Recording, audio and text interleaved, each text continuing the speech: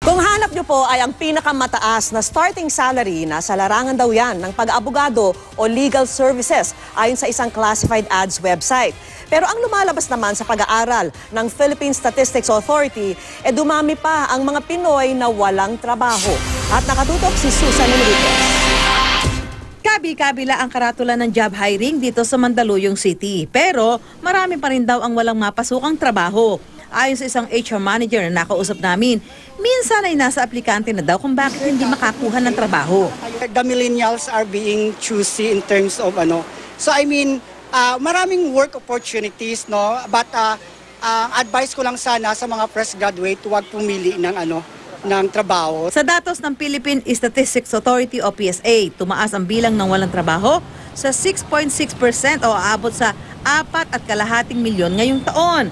Ayon sa Center for Labor Justice, UP School of Labor and Industrial Relations, dahil daw ito sa wait-and-see attitude ng mga negosyo sa mga bagong polisiya ng gobyerno at pati na rin sa bagong administrasyon sa US ni Pangulong Donald Trump na nagsasabing ihinto niya ang outsourcing business at ibabalik sa Amerika ang US companies na nasa ibang bansa. Ang business process outsourcing ay itinuturing nating numero 1 employer sa Pilipinas ngayon.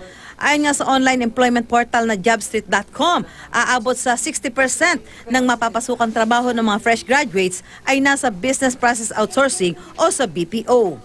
Ang pinakamarami pa rin ho na humihingi ng mga talento ngayon ng fresh graduate o karamihan is yung BPO kasi 60% pa rin ho pinoprovide ng BPO sa atin.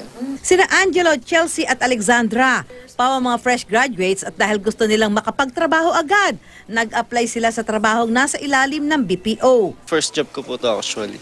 So, nasa right path po yung parang stepping stone. When I applied here, mabilis po yung processing nila and nagustuhan ko po talaga yung in terms of the working environment, yung culture. In terms of salary po, okay naman po siya.